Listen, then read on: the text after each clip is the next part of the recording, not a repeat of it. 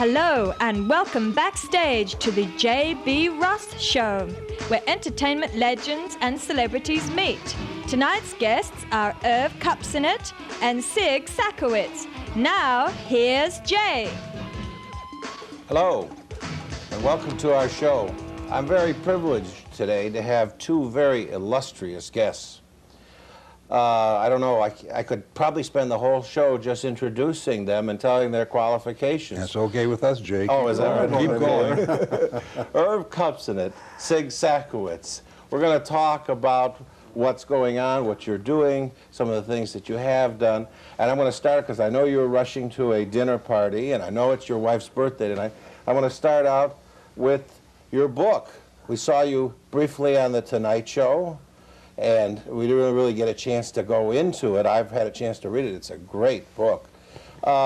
This is your second book, isn't it? The second book. And Johnny Carson was very nice. You know, he doesn't take many authors on the show, but he's an old friend, and he invited me to come on the show, and he held the book up, which is very good for sales. You know, he's an old hand at selling things, so it was very nice of him. I'll hold it up, too. It's certainly... You got to hold it up for the camera. Oh, all right, you got it. Thanks, I appreciate that. All right. I certainly enjoyed it, and it was very informative. And in attempting to do a talk show, I was interested in, you know, your discussions on the guests you've had and some of the, you know, the problems involved. Yeah. And Sig, of course, you're doing your talk show with Sig Celebrity Chefs, which is nationally being syndicated now, I know. But the thing that surprises me is that Chicago, you know, which is the birthplace of so many of the national talk show hosts, not only Oprah, but now Jonathan Van Meyer, Jesse Jackson, and all these other, we don't have a local talk show that covers the entertainment world, as both of you have done in your shows. Yeah. Why? Well, I think most of the talk shows originate either in New York or California for the obvious reason that they can get better guests out there. I see. When you originate in Chicago, Oprah does a good job, but you got to spend a lot of money to bring people in here all the time. New York and Hollywood have the people right there. You pick up a phone and they can take a streetcar or a cab and get to your show. Well, that's true. You of course, were able to bring in a lot of people on your show when you had so many people in the nightclubs here. Yeah, we had that, and we also had to be very alert to who's coming in town. And Chicago is a great metropolitan center, and we always had a flock of people coming in, not only in show business, but in the political world, and the literary world, and so forth. And so we always watched that very carefully and tried to grab them while they were in Chicago. I loved about, you know, the various shows that you did throughout the year, how you combined different types of people, different backgrounds, and you got real conversation out of people. Now it seems to be one-on-ones, 5-minute bits at the most, and then on to the next one. Are we saying that the American public gets bored so easily that conversation shows are just a thing of the past? I don't know that they're a thing of the past, and I don't know that they get bored so easily. What they're given is an effort to get as many big-name celebrities on the show as possible and give each one a few minutes like most of the talk shows at night. Our show was a little different, Jay. We had plenty of time. We had an hour at the least, and sometimes we went out for 3 or 4 hours. And we tried to get people who had varying and differing opinions. Even when we had show business people on, if you do enough research on your guests as signaled, you'll find the areas where they mesh with the other areas, the other guests on your show. And that's the way to bring people together and get them to talk about vital issues. Even show business people have interest in vital issues. And some of our best discussions were on the issues of the day with people like Bob Hope, who was very strong on, he was a hawk, and other actors and actresses who took the other position, and we had some lively exchanges between the two of them. I remember, you know, you usually didn't get too involved. You let your guests do a lot of it, but sometimes I saw you in action. I remember when you had a particularly vitriolic person on a Palestinian issue, and you were in there stating a point of view that I took the position, Jay, that my guests should do all the talking. Right. And if there is an issue that's not answered or addressed, then I felt it was my obligation to step in. But I'd much rather have my guests talking. I think that's what the public turns in for. Yeah, absolutely. Not to see me, who's on every week, but to see the guests. Right, Sid? And Jay, one of the most important things is you don't interview yourself. Yeah. Oh, yeah. You mentioned you saying anything about that? I won't. I'll try that. No, I don't mean you. But Oh, I you know, understand. That just bring up the point about cup. That you have to get the guests. Oh, you have to bring it up. out of them. The interesting thing is, of course, with, last minute, I've been trying, I'm putting this show together. There's always these last minute problems and things like that. And then you say you like to do research on your guests. I imagine, and I know that you kind of allude to it, that there have been some shows where there have been some surprises in, as far as conflicts or, Oh, sure. That sure. a couple people walked off or, Yeah. things like that. Yeah, Abby Hoffman, the late Abby Hoffman, walked off the show. He came in to plug his book, and then he started to attack the judge who was conducting the trial at the time.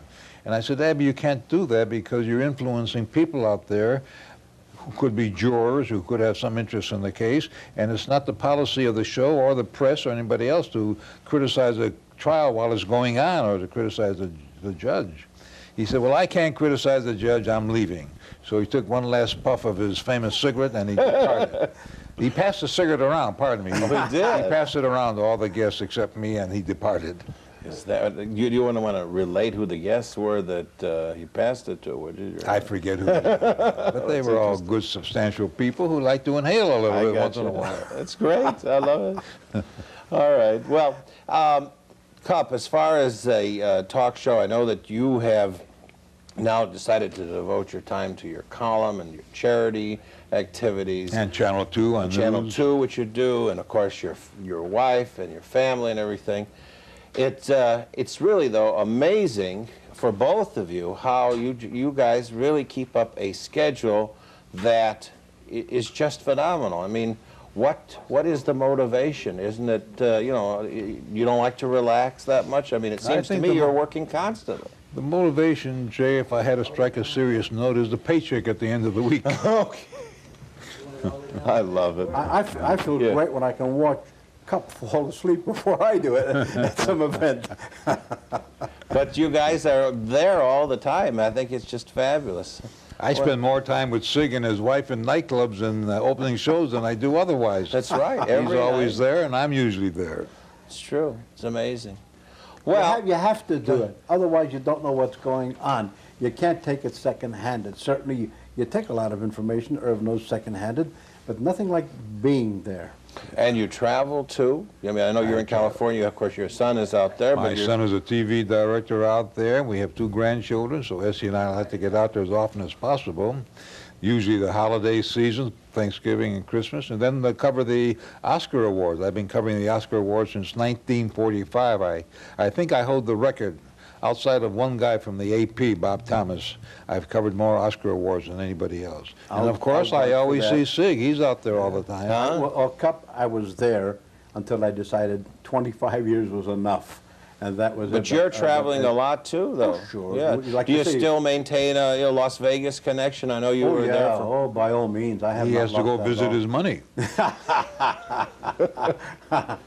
I love it. I love it. I enjoyed reading in your book how you kind of are candid in saying that you were shy when you started out, and I know there's a lot of shy people in our, in the show business area.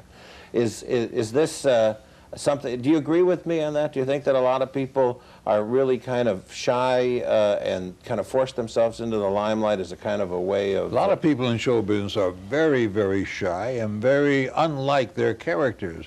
One of the best classic examples is Jack Benny, one of the funniest guys in show business. Off the screen, off the TV set, he was a very ordinary guy, didn't crack any jokes. Now, Wasn't a brilliant conversationalist, Really? very nice, Was he funny? He could be funny, but he didn't try to be funny. He was never pressing to be a comedian. He was very funny and very adroit on the screen. But off the screen, he was a very ordinary guy. Did he really crack up as much as, where he actually George fell... Burns? With Burns, or where he actually fell down laughing? All George Burns had to do was look at him.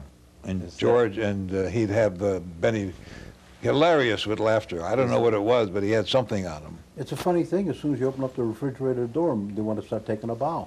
Can't believe some of the people. So, I mean, because the light cameras and the lights changed them. Yeah, They become somebody else.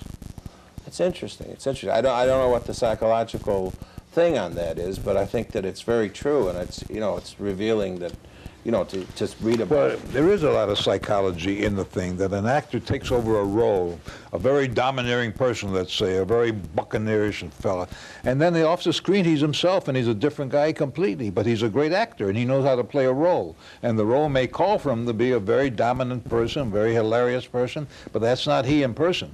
Take Don Rickles, your best example. One of your best examples, Rickles. He's a pussycat, but he's on stage, he's an animal. Oh, yeah. Yeah, so in other words, in real life, he's just an ordinary, easygoing. But it's an guy. act. Was Jackie Leonard the same way? His No, Jackie, not quite. Jackie was always on. Always he on. was always on. I see. Yeah. That's Just like a young man, he's always on too. Oh, yeah. Or Oh, is that right? I don't know what he's on, but he's always on something. all right. Well, let us take a little break now and come back with our two guests right afterwards. Irv Kupcinet, Sig Sakowitz. We'll be right back.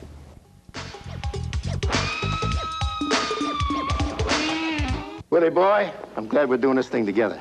Yeah, that's because we share the same feelings about space technology. That's right. And it's led to benefits for all of us, too. Like this little gizmo. It's a medical system that's implanted. That means it releases medication automatically. Are you listening? And they believe it'll be the way to treat diseases like diabetes in the years ahead. And it came from space research. One of the down-to-earth benefits for everyone. Willie, me, and you. Space technology.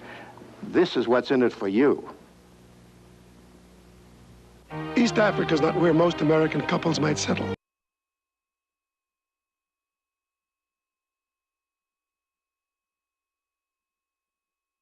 Like Peace Corps volunteers Anita and Jim Powell's. They're teaching fish farming in a race against hunger, helping people to survive today's problems and tomorrow's.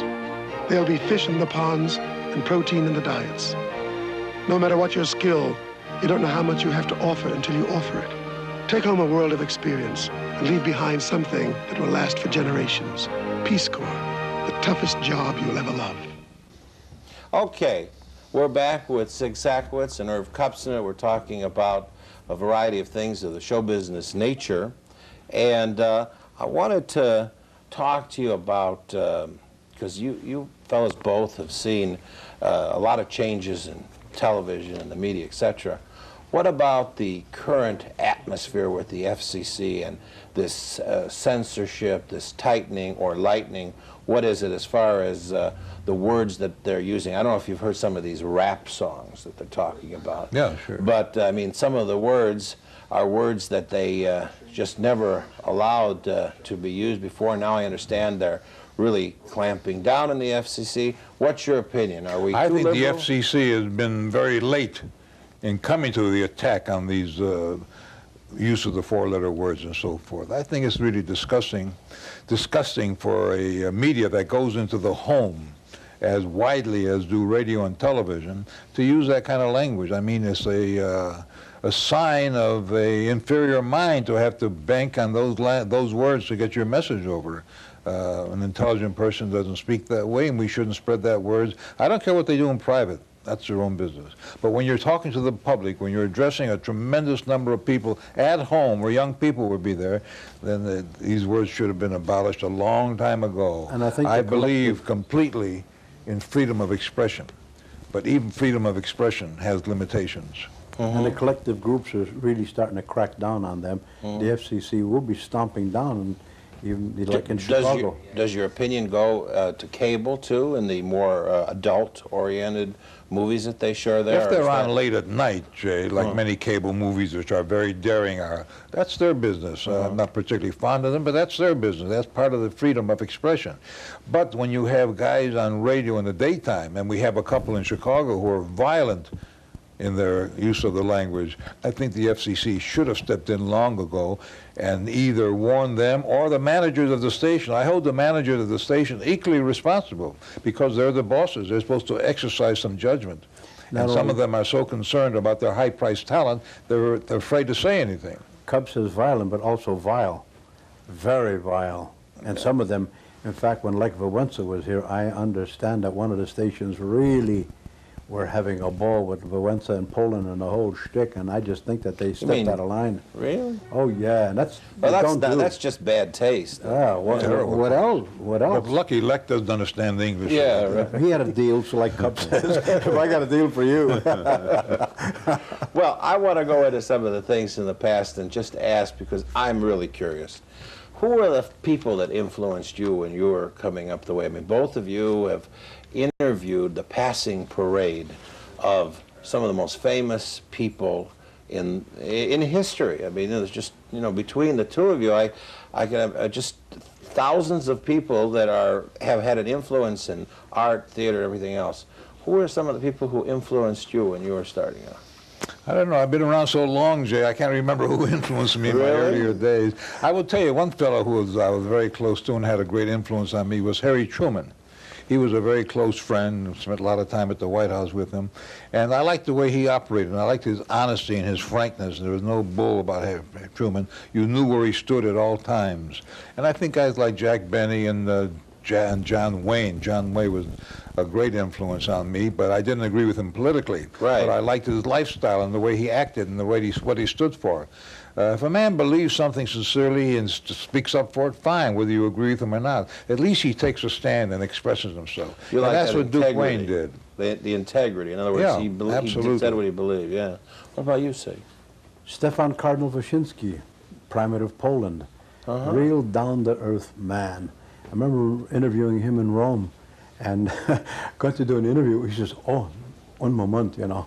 He goes into the other bedroom, comes out, and he's off with his whole frock, you know, whole new change, you know, very human, you see. And that's how he was. But in the show business, in the sports world, you can talk about a lot of the guys and gals over the years, and even like take Liberace or Durante, or many of them. You know, you have Down to influence earth. per se. People really don't impress me per se in show business that way.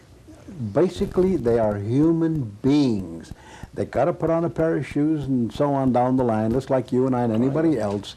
That's what it's all about. So it sounds like you're saying the same thing. People who are down to earth, real human types, not the phonies. Yeah, but you get a lot of phonies in show business, particularly because of the nature of the business. Everybody is clamoring to get publicity and get in the headlines and so forth, and get more attention than they deserve. But as Sig says, 90% of them are just average. I mean, not average. They're people with great talent, Right. but they're homebodies and decent people. Durante, you mentioned. I understand he was just one of the nicer. He was the salt of the earth. Absolutely. Yeah. And they become insecure. That's what happens. That's when they're hard to get along with, they become insecure. And mostly, I don't blame them. I blame the clowns, the idiots that surround them. Oh, yeah. They get influenced by them. Don't you find that too over the years? Because they have to be isolated because they just can't be that close. To, you know, they can't be exposed, and they have to rely on certain people. You're right. You know, you mentioned you have a chapter in your book on Frank Sinatra, and I understand that Frank is like generous to a fault. That they try and. He's generous to a fault, and he has a lot of faults which are very generous. I remember Barry Manilow was working in Vegas. Where in the world do you need 41 people to be security people for you? Okay? And to keep your father out from backstage? You see, he had a good relationship with his mom, but I don't understand a lot of these people in the business. Where are they going? Oh, there's a lot of rivalry, sibling rivalry and father-son rivalry. There's a lot of that in show business. Well, and you fellas have really seen the greats. Let me ask you a question. What about today's crop? You mentioned Barry Manilow, and you were talking about Watch how you spell that word. crop. All right. Today's generation of the younger comedians and musicians, etc. Well, there's no shortage of great talent in show business. There's plenty of it around. But you have guys like Eddie Murphy who are positively geniuses, yet when he's on the screen or in a nightclub, he uses the foulest language in the world on the screen or in a nightclub. I don't know why that's necessary, because he's got a great comedic sense. He's a very talented actor and talented performer. But somehow or other they have to drop to another level for some reason or other, and they think that's the way they get laughs. So I don't think that's the way you should get laughs. I mean, ultimately, I think that's going to hurt them. You can even Pryor years ago. Remember when he was here at the, oh, you had a, you know. Pryor was on my show once. We had to bleep 4 words every time he opened his mouth. Well, maybe that's the way he talks, naturally. I mean, some it may people be, are, but that's not the way you talk in No, public or the way you talk television. on television. Or with Carlin, George Carlin, he had to change his way of life too. Otherwise, he wouldn't come back again. He had to change. Yeah. Of course, I loved his 7 words. You Yeah. can't Oh, use. that That's was a great bit. Do you remember was a that classic. 7 words you can't Took use? advantage of the situation. Absolutely. It was funny. And Whoopi Goldberg gets away with without using any of that stuff. Yeah. Her poignant caricatures, to me, are just about the closest thing to Chaplin, I think, that we've seen in a she's long very time. good. You know, what about in music? Are you guys into rap music or any of this? I enjoy it, but I'm not into it very much. No. It seems to be catching on. Oh yeah. And that Oh, they yeah. seem It's to. not new. It's been around for Oh, yeah. centuries. And of course, Chicago has its own brand of house music now, which has been about 5 years old and is getting bigger and bigger. But you don't find too many of the song stylists of old who, sang the songs that we could understand the words to very easily. You know, Cup and I know why we got into it, but why are you getting into it, Jim? Why am I getting? I knew ego trip. I knew that there was a danger in having 2 talk shows on as guests. I knew that. Yeah, what are you doing here? I knew that this was. Well, I'll tell you. We have some public service announcements right now, and we'll come back. I'll think about the answer to that question. That's always a good way to die. Think about this. If every one of us gave just 5 hours a week to the causes we care about, it would be like mobilizing more than 20 million full-time volunteers just to tackle the problems of our society. We could all but wipe out drug abuse, juvenile crime, illiteracy, all those things we keep hoping will go away without our help. Just 5 hours a week. But it has to start with somebody, so give 5. What you get back is immeasurable. Are you content with this so far? Yeah, Jay, yeah. all right. We're back with Sig and Cup, and he was just asking me if I'm content. I'll tell you, it's in response. Don't get to away your, with that no, I'm question. gonna answer. I tell you, I really just feel that that I'd like to see a talk show back on the local scene in Chicago. I was hoping that perhaps it might come from somebody who would do it, and I just decided that I would do it. Why not? Until, somebody else came along who said they were going to do it. It just bothers me the 3rd largest city in the United States can't have a show that focuses on entertainment that is on a lasting basis. And, I know that if you hadn't given up your show, etc., for health reasons, it would probably still be going and we'd have it. But as long as nothing has come to replace it, you got me serious now. I want to see it happen. I couldn't think of a better man, Jay, than for you to take it. Yeah, well, thank you. Welcome aboard. Thank you. I want to ask, we have 5 more minutes. I want to just go through and talk, since I have this rare opportunity to have the both of you. Tell me, who were the exciting interviews? I mean, you've seen the passing parade. You've seen so many people. Who are the ones that stand out in the last 5 minutes that really were something that you always remember? Take it, Sig. Gives you more time to think, doesn't it? Well, Liberace, very interesting, and a very generous guy, too, with his time and his effort to do things. And Margaret, great lady to be able to chat with, okay? Tony Orlando, even the Polish Prince, Joan Rivers. You get into all of these people over the years. I was in Vegas for 13 years. I've got 550 shows out of there with all of these people, and Tom Jones and Engelbert Humperdinck, down the line with all of these, Joel Gray, Steve Martin. You work with all these people over the years, you've done things with them, but the beauty part of it all is that they remember when on their way up.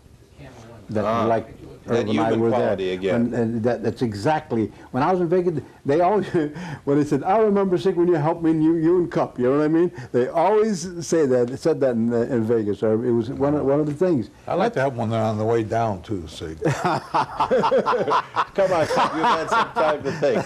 What would you... I was going to tell you a funny story about that. You go ahead. mentioned all the famous people which we both have had on the show. But once I had Imogene Coco on the show, and I thought, oh, this is going to be great. We had 4 or 5 people in our usual format, 5 or 6 sometimes. And the show that time ran 4 hours. We had unlimited time and open end. Imogene didn't open her mouth once in 4 hours. I came to Imogene there face to face, and I said, Imogene, don't you want to say something? She said, I'm such a good listener, and I'm enjoying it so much, I don't want to say anything. And she just sat there for the entire 4 hours, never opened her mouth. No comment about Sid Caesar, no comment about the comedy hour. She just sat there and listened. That was one of the most amazing things. You couldn't draw her out. She wouldn't answer anything. She said, oh, I just want to listen. And yet when I talked to her one time, I said, how come that you and Sid Caesar got so well and long on the show? And she said, Sig, ever since I was a kid, and this is good, by the way, for people coming up in the business, you learn a little bit about a lot of things. Because when the director or the producer needed somebody to do this and do that, I could do it. They didn't have to spend the extra money. He didn't have to break in anybody. Didn't have to pay big bucks for it. She wasn't listening to anybody else on your show. You just had her alone. There was no way. Oh, yeah. Okay. That was amazing. Yeah. One of the best shows I had, talking about show business, came during the war when Bob Hope and Robert Morley, the great English actor, were both on the show. Robert Morley was a great dove. He was against the war in Vietnam. Hope was the other way. He was for the war. And these 2 guys had a classical argument, and both very knowledgeable. You know, they were not talking just show business. They were talking with some deep perceptions of what the war was all about. At the end of the show, after kind of a bitter argument, Morley got up and said, well, Mr. Hope, I suppose that's the last time I'll ever make a picture with you. And let me ask you, did he nod yes, or... He never made a picture. Bob never used him again. Is that right? Yeah. A man of convictions. Yeah. Interesting, interesting. Well, I know that you, Bob Hope, in your book, you say is certainly at the top of the list of your favorite comedians. Oh, by all means. Hope, I think, was the first celebrity I met when I started the column back in 1943. He happened to be in Chicago at that time, and so we got to be friends then. And I've been very close to Bob ever since, and went overseas with him 4 or 5 times on his annual Christmas junkets, you know. And I've seen how he operates and what a great treat it is for the kids in the military to see him come out and perform. He's like a combination of Santa Claus and Uncle Sam at that time of the year when he goes out and brings a great show for the military to see. He's a true professional. Remember, I met him at your golf outing that you have with the Variety Club all the time. He was there several years ago. And they were in the locker room, and he was joking around, and they were interviewing him, etc. And I happened to be able to ask him, I said, you know, doesn't it bother you? I mean, here you're dressing and everything else, and people are asking. He says, when I'm out of my house, I'm fair game. I'm on. Yeah. I thought that was great, yeah. You mentioned about the various people. I cannot forget Lucille Ball and Desi Arnaz. 2 of the greatest names and the nicest people in show business. When we had them out at Holy Trinity Auditorium out on West Division Street, and Lou Caparelli brought them over with Ben Katz from Universal International. And old Desi was so taken in by the fact that he got such a warm welcome. He got on his knees and he salaamed the audience and everything. Something you don't forget. And they were hot. They were hot, what you call real hot. Just like Burl was hot before, you see. And like Burl Milty, another nice, a great guy. It's a great feeling to work with all these people. I don't know about you, Irv. That's how I felt. It was fun working with them. You wonder why Bob Hope at 86 and George Burns at 93 keep working? It's not for the money. Both are independently wealthy. They have more money than they'll ever spend. It's the adulation, the great sense of comfort and joy that they get from the adulation, from the applause of the audience. Without the applause, they would really die, but they love it. They keep going. Keep going all the time. That's amazing. Hope is so wealthy, he owns so much real estate that he owns more real estate in California than the Japanese. That is a statement. Yeah. And I know that Burns is booked for his 100th birthday party in London. Oh, that's his standing gag. Yeah. Well, I believe it too. Well, I'm getting the signal that we're out of time, and I know both of you have to run. I sure hope that we could do this again sometime. I mean, there's just so many things that I really, truly didn't get a chance to ask you. I'd love to do it. And Chicago loves to see you, and it's a pleasure. It's really a treat to see you both together and exchanging ideas and everything. Let's have a date 1 year from now, the three of us on the show. How about that? 1 year from now. I hope it's sooner than that. In any event, Sig Sakowitz, thank you. Irv Kupcinet, Thank you. thank you. And thank you for watching. Bye-bye now. Very good. All right.